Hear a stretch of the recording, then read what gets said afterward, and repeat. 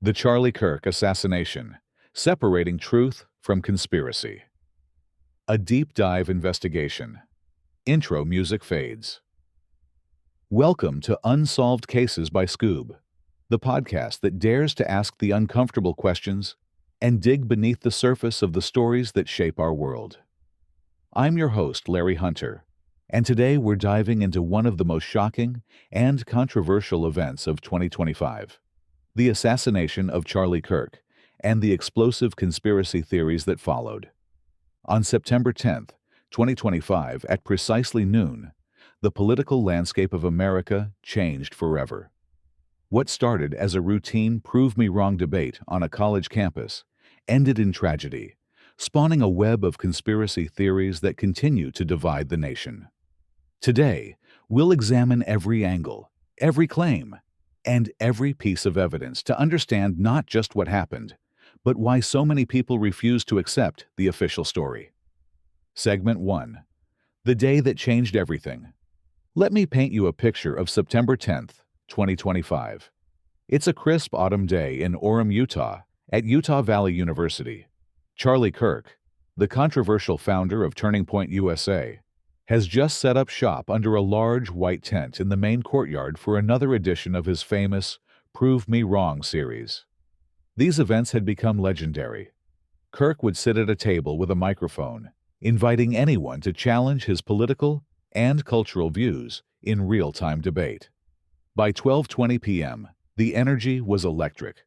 Over 3,000 students had gathered, some sitting close to the stage, others watching from balconies, and standing areas scattered throughout the courtyard. Kirk's security detail was substantial.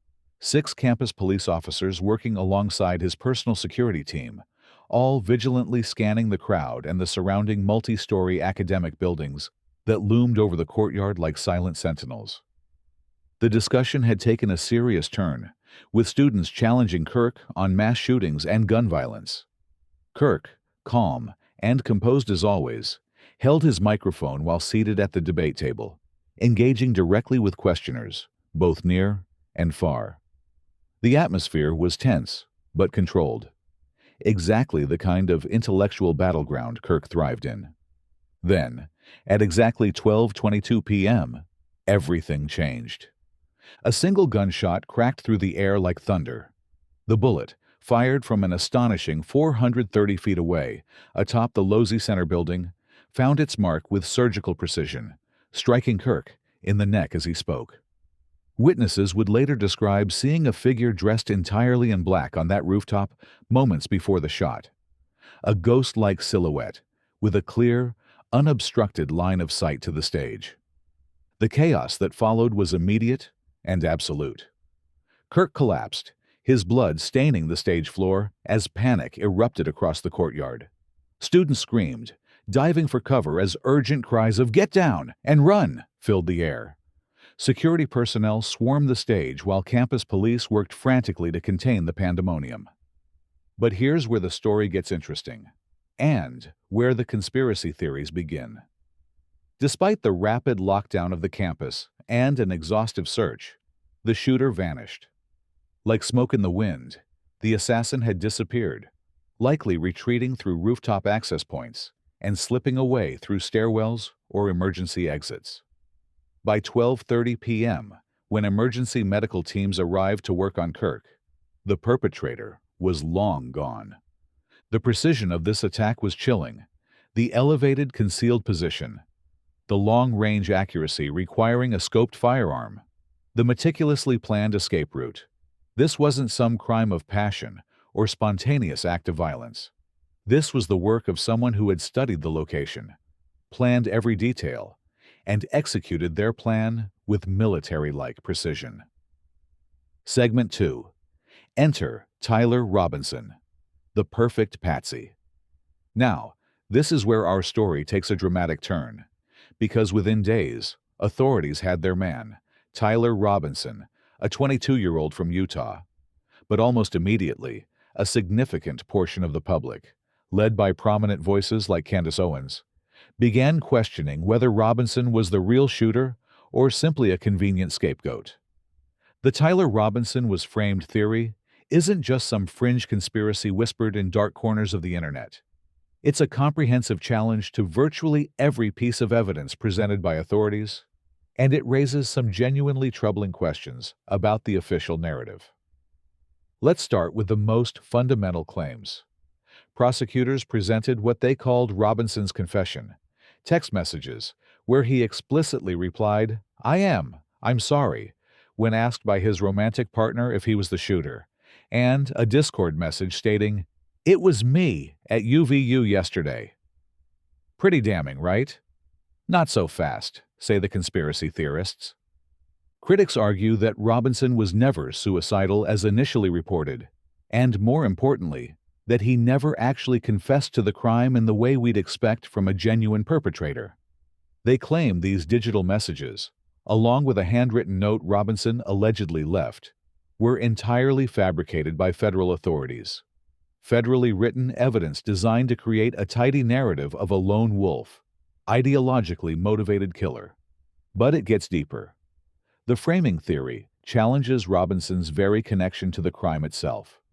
Skeptics argue that Robinson wasn't even a gun enthusiast, making the use of a highly customized rifle with anti-fascist messages etched on the bullet casings highly improbable. They assert that Robinson never set foot on the UVU campus and had no connection to the university. The blurry surveillance photos released by the FBI. Not him, they claim. Here's where the story gets really interesting. While official reports state that Robinson's father recognized his son in media images and persuaded him to turn himself in, conspiracy theorists tell a completely different story. They claim a family friend, possibly a retired deputy sheriff, was the one who first alerted Robinson's family that he had been named as a suspect. This friend then allegedly advised Robinson to surrender to avoid what they feared might be a violent police confrontation or swatting incident. Think about the implications here. If this version is true, Robinson's surrender wasn't an act of confession. It was an attempt to avoid being killed while innocent. That's a fundamentally different narrative, one that transforms Robinson from perpetrator to victim. Segment 3. The confession texts. Too perfect to be real. Let's dive deeper into what might be the most controversial piece of evidence in this entire case, those alleged confession texts. Because when you really examine them, they do seem almost scripted. The theory that these messages were fabricated by federal authorities gained massive traction for one simple reason. They're too perfect. They answer exactly the three questions any investigation needs to resolve. Who did it? Why they did it? And whether anyone else was involved. It's like someone sat down and said, "What would the ideal confession look like?" and then wrote exactly that. Critics from across the political spectrum, not just right-wing commentators, but progressive influencers too, have pointed out that the language lacks authenticity. We're talking about a panicked 22-year-old who allegedly just committed one of the most high-profile assassinations in recent American history. Where's the incoherent rambling? Where are the typos, the modern slang, the emojis that define how this generation actually communicates? Instead, we get phrases like "my love" and perfectly articulated political statements such as "I had enough of his hatred." Some hate can't be negotiated out. That's not how someone in emotional turmoil texts. That's how a government scriptwriter imagines they would text. But here's the most suspicious element: the conversation with Robinson's transgender romantic partner. The released messages show the partner asking in disbelief, "You weren't the one who did it, right?" And Robinson replying, "I am. I'm sorry." Critics argue this exchange was specifically designed to preemptively absolve the partner of any complicity, particularly given Kirk's well-known political stances on transgender issues. Then, there's the follow-up message about the rifle. Robinson allegedly expressing panic over losing his grandfather's heirloom weapon. Conspiracy theorists see this as a convenient detail fabricated to explain why the gun was abandoned at the crime scene, allowing DNA evidence to be collected. Because what experienced assassin leaves their weapon behind? The government's response? They've stood by the authenticity of these messages, but they've never provided the kind of detailed forensic analysis that might put these questions to rest. No metadata, no chain of custody documentation, no technical proof that these messages originated from Robinson's actual devices, rather than being inserted after the fact. Now, if you thought the confession text controversy was wild, wait until you hear about the private jet theory. This is where the Charlie Kirk assassination conspiracy truly goes international, involving claims of foreign intelligence operations and cover-ups that reach the highest levels of government. Within hours of Kirk's death, eagle-eyed flight tracking enthusiasts noticed something they considered deeply suspicious. A private jet, identified as N888KG, had departed from Provo Airport shortly after the shooting. But here's where it gets interesting. The aircraft allegedly went dark mid-flight, which conspiracy theorists interpreted as the pilot illegally turning off the aircraft's transponder to avoid detection. The implications, according to this theory, were staggering. This wasn't just any private jet. This was allegedly the escape vehicle for the real masterminds behind Kirk's assassination. And the funding source? According to the most inflammatory versions of this theory, the aircraft was connected to Israeli intelligence operations. Social media exploded with this narrative, characterized by critics as schizo-posting, due to its reliance on circumstantial evidence and anti-Semitic scapegoating. The theory merged pre-existing anti-Semitic narratives that had begun circulating immediately after Kirk's death, alleging Mossad responsibility for the assassination. These claims became so prominent that Israeli Prime Minister Benjamin Netanyahu was forced to issue an official denial, calling the allegations outrageous and insane. But here's where facts meet fiction, and the conspiracy falls apart under scrutiny. Flight tracking experts using publicly available data quickly debunked the suspicious elements of the private jet story. The aircraft's temporary loss of signal as it traveled from Provo toward Page, Arizona, wasn't evidence of illegal evasion. It was a routine technical event caused by geography. The flight path took the plane over mountainous terrain and valleys, which commonly causes aircraft to move outside the reliable range of terrestrial radio receivers that track flight data. This ordinary signal interruption, something that happens dozens of times daily across the American West, was grossly misinterpreted as evidence of a high-level international cover-up. Yet the damage was done. The private jet theory served as a perfect example of how genuine, publicly available data can be weaponized by misinformation campaigns. It took a common, easily explainable technical detail and transformed it into proof of foreign intelligence involvement in a domestic assassination. Perhaps the most chilling conspiracy theory to emerge from the Kirk assassination is the claim that the murder was an inside job, that members of Kirk's own security team provided hand signals to coordinate the shooting. If true, this would transform the entire narrative from a lone wolf attack to a sophisticated betrayal at the highest levels. The theory centers on viral video clips from the event showing at least two men standing near Kirk on stage, making what conspiracy theorists interpreted as suspicious, deliberate gestures just moments before the fatal shot. We're talking about movements like adjusting a baseball cap, touching an ear, or making subtle hand motions. Actions that theorists claim were signals to the distant sniper, indicating that Kirk was in position and the area was clear to fire. Think about the psychological impact of this theory.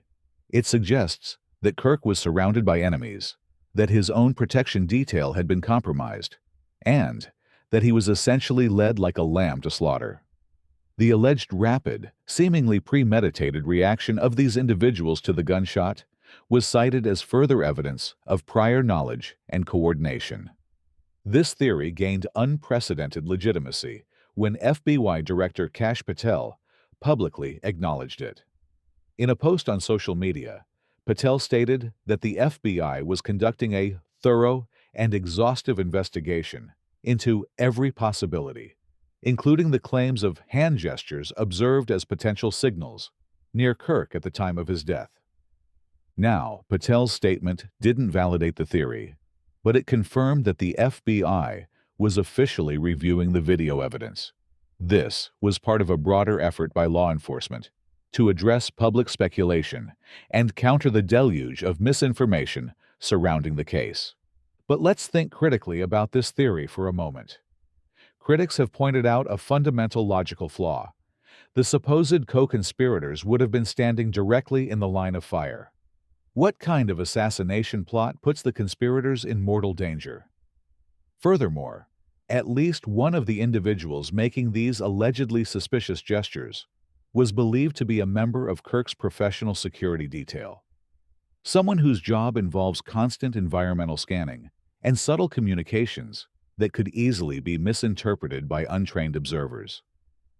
Professional security personnel are trained to communicate non-verbally, to constantly assess threats, and to position themselves strategically. What looks like suspicious signaling to a conspiracy theorist might simply be standard security protocols in action.